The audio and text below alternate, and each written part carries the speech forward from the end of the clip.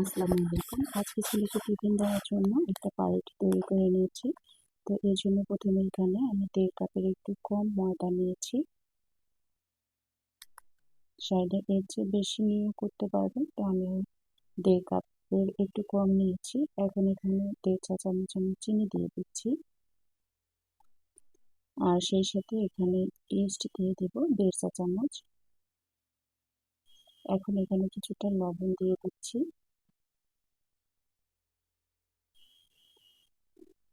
তো এই শুকনো উপকরণগুলো সব ভালোভাবে মিশিয়ে নেব। এরপর এখানে একটু একটু করে কুসুম গরম দুধ দিয়ে একটা সফট ডো তৈরি করে নেব। আপনারা চাইলে এখানে কিন্তু কুসুম গরম পানিটা ব্যবহার করতে পারবে। ডোটা খুব ভালোভাবে মথে নিতে হবে।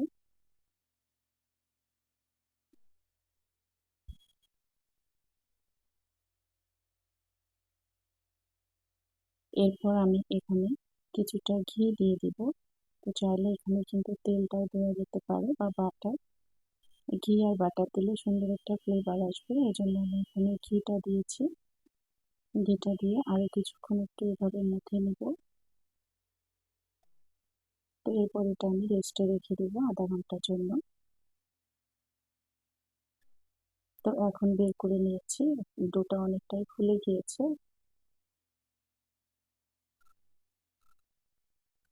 তো কিছুক্ষণ এভাবে মধ্যে নিয়ে এখন একটা মোল্ডে আমি তেল ব্রাশ করে নিচ্ছি। এরপর ডোটা এখানে দিয়ে দিব।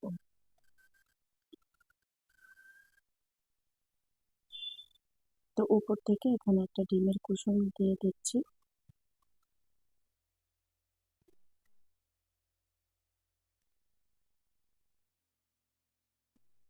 এখন একটা পাতিল আমি প্রিহিট করে নিয়েছি।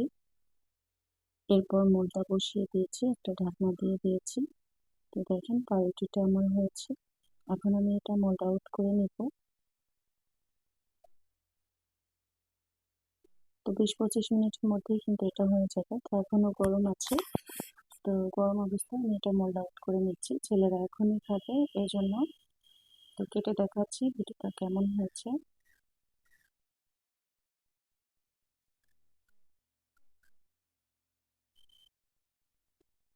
অনেক সফট হয়েছে।